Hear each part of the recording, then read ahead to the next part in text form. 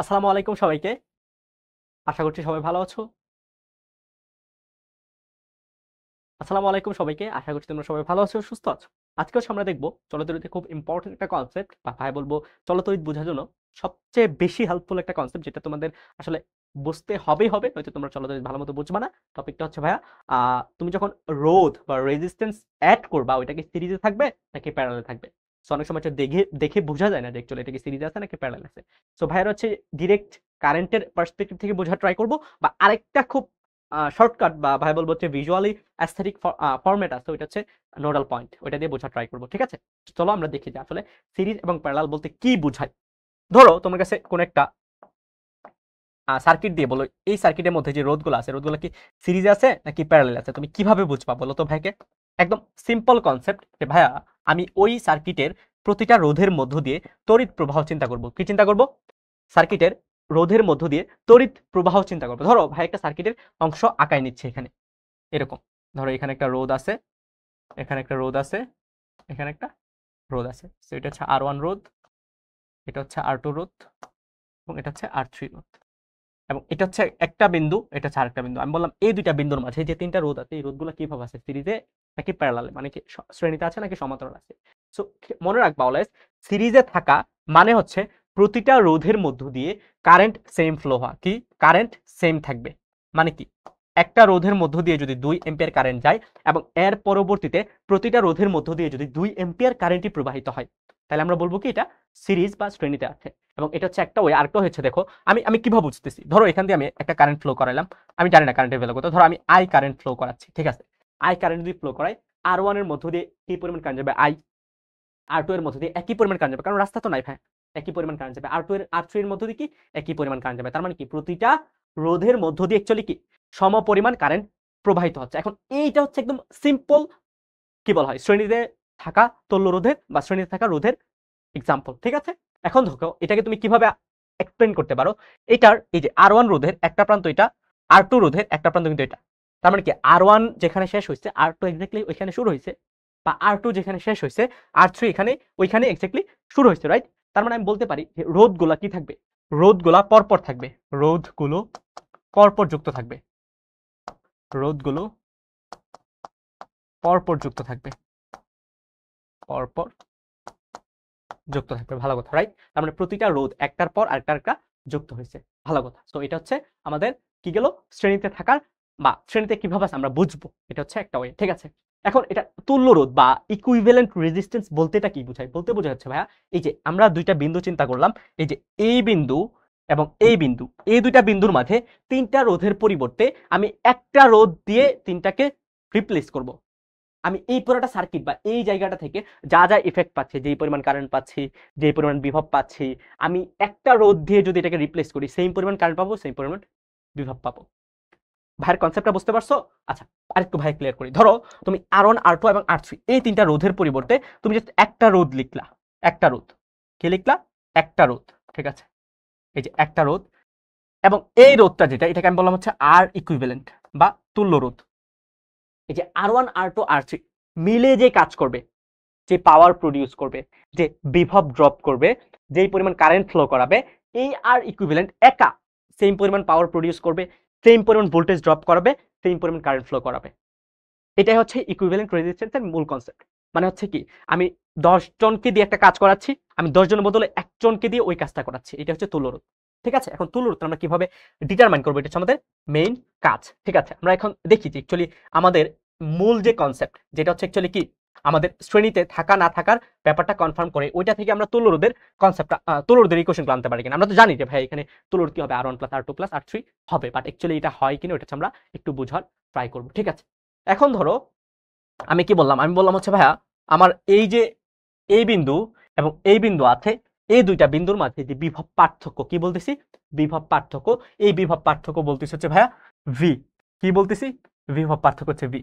তার মানে কি আমার আর ইকুইভ্যালেন্ট রেজিস্ট্যান্সের দুইটা এন্ড পয়েন্টের মাঝেও বিভব পার্থক্য ভি হওয়া লাগবে, হওয়া লাগবে কিনা? অ্যান্সার হচ্ছে ভাইয়া হ্যাঁ। কারণ কি, কারণ হচ্ছে ওইখানে তিনটা রোধের মাঝে বিভব পার্থক্য হচ্ছে ভি, ওই তিনটা রোধের বদলে আমি একটা রোধ দিয়ে রিপ্লেস করছি, ওইটার বিভব পার্থক্য ভি হওয়া লাগবে, নয়তো কনসেপ্ট অ্যাকচুয়ালি এক্সিস্ট করতেছে না, রাইট?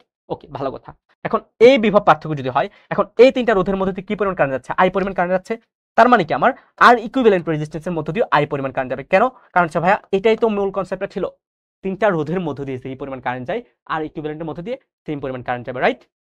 বুঝতে পারছি? ওকে, ভালো কথা। এখন হচ্ছে আমরা এখান থেকে অ্যাকচুয়ালি লিখবো যে ভাইয়া এই আর ইকুইভ্যালেন্টের মধ্য দিয়ে আই পরিমাণ কারেন্ট যাচ্ছে, তার মানে এই ভিটাকে আমরা কি লিখতে পারি বলো? ওহমের সূত্র থেকে ভি কে আমরা কি লিখতে পারি? ভাইয়া ওহমের সূত্র থেকে আমরা ভি কে লিখতে পারি কিনা? আই ইন্টু আর ইকুইভ্যালেন্ট, এটাই তো ওহমের সূত্র ছিল, রাইট? এই যে এই ইকুইভ্যালেন্ট রেজিস্ট্যান্সের রেসপেক্টে আমি লিখতে পারি কি ভি সমান I into R equivalent, right? Okay, ভালো কথা। বাট উপরের ইকুয়েশনে কি লিখতে পারি বলো তো? উপরের চিত্রে আমরা কি লিখতে পারি? এই যে এই চিত্রে আমরা কি লিখতে পারি বলো? আমরা এই চিত্রে লিখতে পারি যে ভাইয়া ভি যে ভোল্টেজ ড্রপটা হচ্ছে দুইটা এন্ড পয়েন্টের মাঝে, এই ভোল্টেজ ড্রপটা অ্যাকচুয়ালি আমার এখানে তিনটা রোধের সামেশন। মানে কি?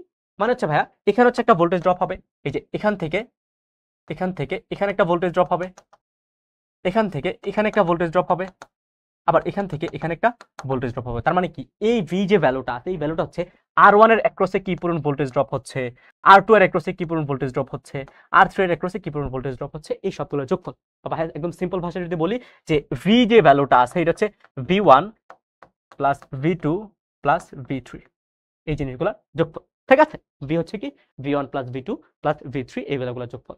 ওকে ভাই, হচ্ছে ওই ইকুয়েশনটা একটু এখানে লিখি, তাহলে হচ্ছে ব্যাপারগুলো আর একটু ক্লিয়ারলি ভিজুয়ালাইজ করতে পারবো। আমরা কি লিখছি? ভি সমান V1 plus V2 plus V3, ভালো কথা। ঠিক আছে? ওকে, ভি কে আমরা কি লিখছিলাম বলো তো? I into R equivalent.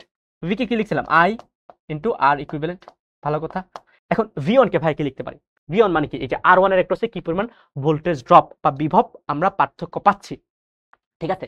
এখন R1 এর মধ্য দিয়ে কি পরিমাণ কারেন্ট যাচ্ছে? আই পরিমাণ। সো ওহম কি বলছে? একটা রোধের মধ্য দিয়ে যদি আই পরিমাণ কারেন্ট যায়, ওইটার অ্যাক্রসে কি পরিমাণ বিভব পাই? আই ইন্টু ওই রোধের মানটা। আই সমান কি? এখানে হচ্ছে আই তো আই থাকবে, রোধের মান কি? রোধের মান হচ্ছে ভাই R1, এটা হচ্ছে V1। V2 কি হবে? অ্যাজ ইউজুয়াল ভাই আই পরিমাণ কারেন্ট যাচ্ছে, এটা রোধটা হচ্ছে R2, তো V into R I into R2 plus V3 কি হবে? I into R3।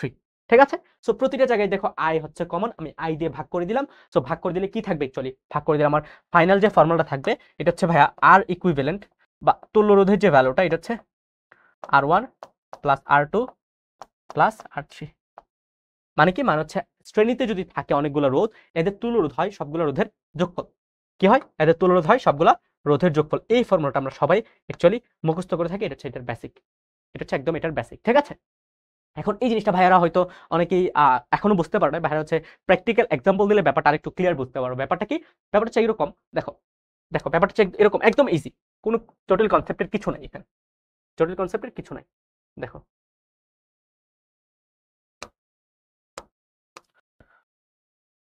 তোমার কাছে সাপোজ তোমার কাছে হচ্ছে এরকম একটা পাইপ আছে, পানির একটা পাইপ আছে, পানির একটা পাইপ আছে। ঠিক আছে? ভালো কথা, পানির একটা পাইপ আছে, এখান দিয়ে হচ্ছে একটা পাইপ আছে, সামনে হচ্ছে পানি যাবে, এখান দিয়ে আরেকটা পাইপ আছে, এখান দিয়ে হচ্ছে আরেকটা পাইপ আছে। ঠিক আছে? তিনটা পাইপ আছে। সো তুমি চিন্তা করো যে ভাইয়া, তুমি এভাবে চিন্তা করতে পারো, ধরো তুমি প্রতি সেকেন্ডে এখান দিয়ে প্রতি সেকেন্ডে এই যে পানির ওপেনিং যেটা আছে, পাইপের ওপেনিং যেটা আছে, এখান দিয়ে 100 কেজি পানি প্রবেশ করাচ্ছ প্রতি সেকেন্ডে, 100 কেজি পানি প্রবেশ করাচ্ছ। ঠিক আছে? 100 কেজি পানি প্রবেশ করাচ্ছ। এখন 100 কেজি পানির মধ্যে প্রথম পাইপের মধ্য দিয়ে তুমি ধরো সাপোজ ভাই 60 কেজি পানি পাচ্ছ, প্রতি সেকেন্ডে 60 কেজি পানি পাচ্ছ। পরের পাইপের মধ্যে দিয়ে প্রতি সেকেন্ডে ধরো 30 কেজি পানি পাচ্ছ, প্রতি সেকেন্ডে 30 কেজি পানি পাচ্ছ। পরের পাইপ দিয়ে কত পানি পাবো বলো? কত পানি পাবো? কমন সেন্স কি বলে ভাইয়া, তুমি যদি প্রতি সেকেন্ডে 100 কেজি পানি প্রবেশ করাও, এখানে তো 100 কেজি পানি পাওয়ারই কথা, রাইট? তো 60 কেজি এখানে পাচ্ছ, 30 কেজি এখানে পাচ্ছ, এখানে কত পাবা? 10 কেজি পাবা, রাইট? তার মানে আমি বলতে পারি কি, আমি ইনপুটে যতটুকু পানি প্রবেশ করাচ্ছি বা লিকুইড প্রবেশ করাচ্ছি, ঠিক সেম অ্যামাউন্টের পানি আমি আউটপুটে পাচ্ছি, রাইট? আউটপুটে পাচ্ছি। জিনিসটার মিনিংটা হচ্ছে ভাইয়া, তুমি এই দুইটা পয়েন্টের মাঝে দেখো, এই দুইটা পয়েন্টের মাঝে তুমি ইনপুট হিসেবে যা দিচ্ছ, আউটপুট হিসেবে তাই পাচ্ছ। সো প্রথমে R1 R2 R3 এর ক্রসে ভোল্টেজ কত ছিল? 100 ভোল্ট, সাপোজ 100 ভোল্ট ছিল।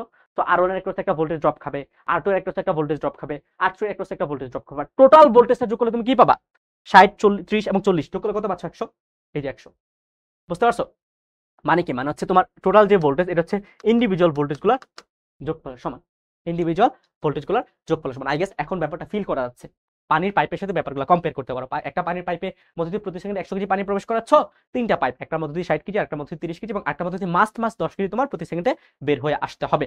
নয়তো কি হবে? নয়তো ওই জিনিসটা আসলে কনজার্ভ বা এই যে ভরের সংরক্ষণের সাথে ওইটাই আসলে মেনে চলতেছে না। ঠিক আছে, এটা হচ্ছে তুমি পানির পাইপের সাথে মনে রাখতে পারো এই জিনিসটা এক্সাম্পল হিসেবে। আচ্ছা, এইটা গেল হচ্ছে একদম বেসিক যে ভাইয়া তড়িৎ প্রবাহিত হচ্ছে, ওই জিনিসটা দেখে আমরা বুঝতেছি যে এটা অ্যাকচুয়ালি সিরিজ আছে। বাট এই জিনিসটা আমরা আরেকটু পয়েন্টের রেসপেক্ট বা আরেকটু ইজিলি বোঝার ট্রাই করবো যে অ্যাকচুয়ালি কিভাবে আরো ইজিলি বোঝা যায়। ব্যাপারটা হচ্ছে তোমরা দেখো পয়েন্ট বা বিন্দু, এই জিনিসটা আসলে দেখেছো রাইট?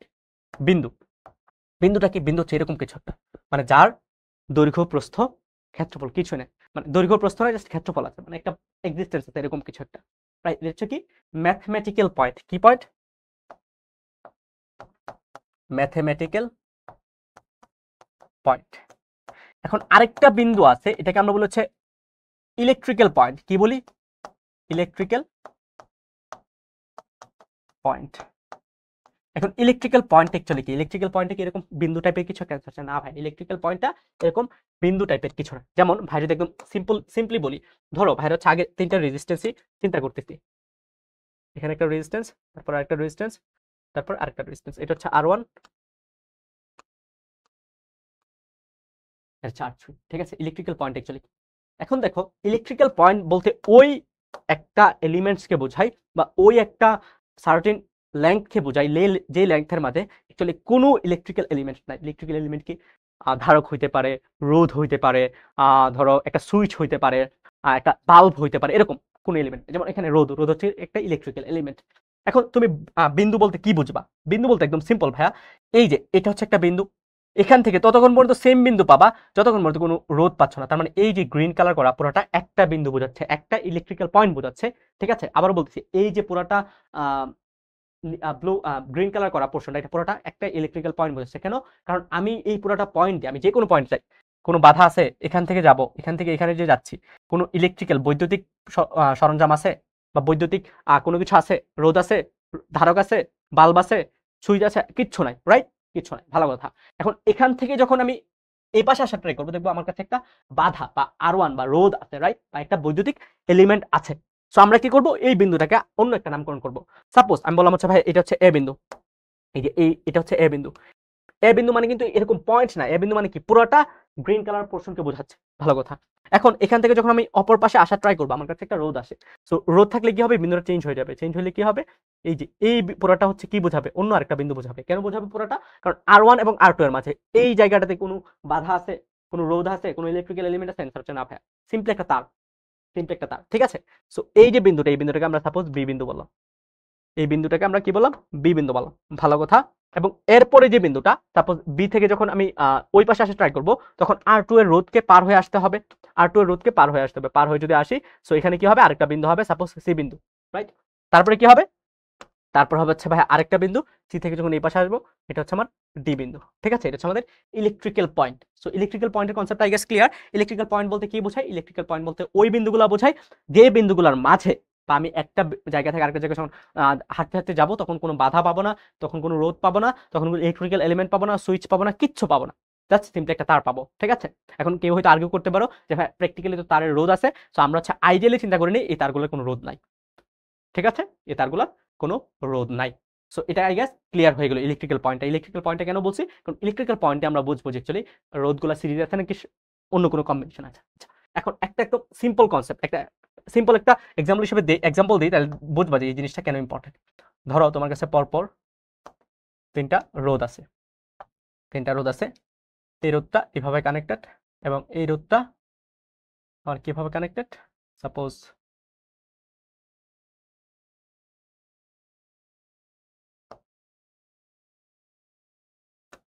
এই রোধটা হচ্ছে আমার এভাবে কানেক্টেড এবং এই রোধটা হচ্ছে আমার এভাবে কানেক্টেড।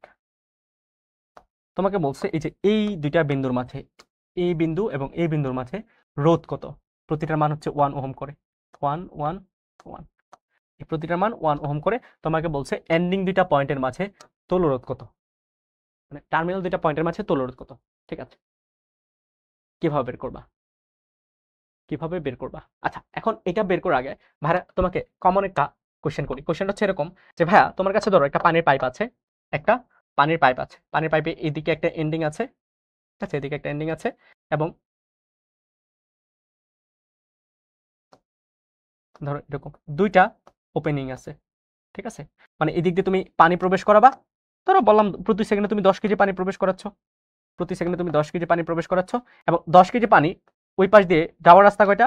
যাওয়ার রাস্তা হচ্ছে ভাই পাইপ দিয়ে যখন প্রবেশ করবে ওর বের হয়ে আসার রাস্তা দুইটা, এটা হচ্ছে একটা, এটা হচ্ছে একটা, বা জাস্ট এক্সাম্পল আর কিছু দিলাম। এখন এই দুইটা রাস্তার মধ্যে ও পানি কোনটা দিয়ে কতটুকু যাবে, কোনটা দিয়ে কতটুকু যাবে? প্রথম কথা হচ্ছে ভাইয়া আমি যদি এই রাস্তাটাকে একদম ব্লক করে দিই, এই রাস্তাটাকে একদম ব্লক করে দিই, ওকে এই প্রথম রাস্তা দিয়ে পানি পড়বে? অ্যান্সার হচ্ছে না ভাইয়া, পুরোটা পানি ওই পাশে দিয়ে চলে যাবে, রাইট? পুরোটা পানি ওই পাশ দিয়ে চলে যাবে। তার মানে কি, যে পাশ দিয়ে বাধা নাই ওই পাশ দিয়ে পানি যাওয়ার ট্রাই করে, যে পাশ দিয়ে বাধা নাই ওই পাশ দিয়ে পানি যাওয়ার ট্রাই করে, রাইট? বুঝতেছো কিনা? বুঝতেছো কিনা? যেই পাশ দিয়ে পানি নাই ওই পাশ দিয়ে পানি মানে যে পাশ দিয়ে বাধা নাই ওই পাশ দিয়ে পানি যাওয়ার ট্রাই করে। ভালো কথা। এখন আরেকটা জিনিস এভাবে চিন্তা করো যে ভাইয়া আমি এই যে ওপেনিংটা আছে এই ওপেনিংটাকে অনেক বড় করে দিলাম, বড় করে দিলাম মানে কি এরকম।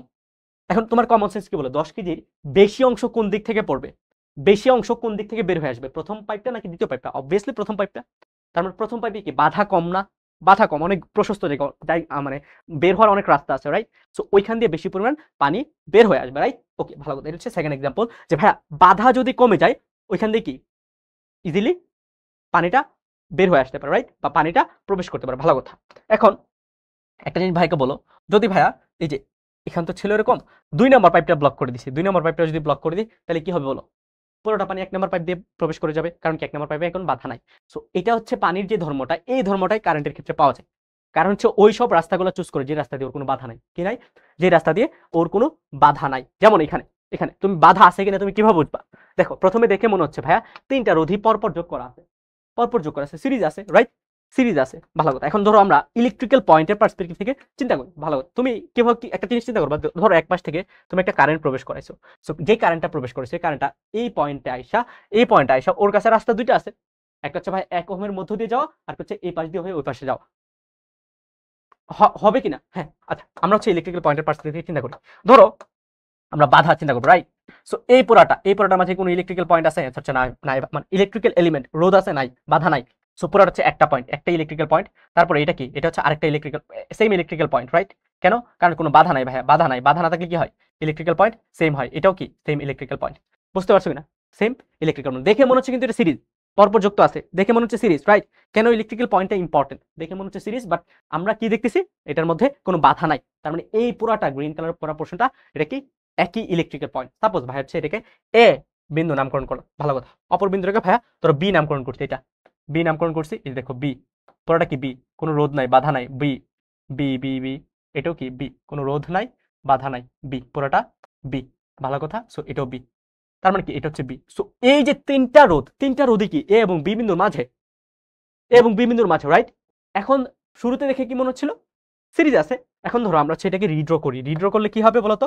আমি একটা বিন্দু দিলাম এ, এই যে এটা হচ্ছে একটা বিন্দু, আরেকটা বিন্দু দিলাম কি, আরেকটা বিন্দু দিলাম হচ্ছে বি, বি, এবং এ এবং বি এর মাঝে এই যে 1 ওহম, এটাও কি এ এবং বি এর মাঝে, লিখো এ এবং বি এর মাঝে 1 ওহম, এ এবং বি এর মাঝে 1 ওহম।